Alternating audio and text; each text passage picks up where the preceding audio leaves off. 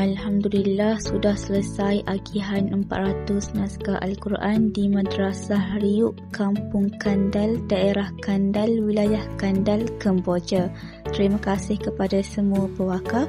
Tanpa wakaf anda, misi bantuan ini tidak dapat dijalankan.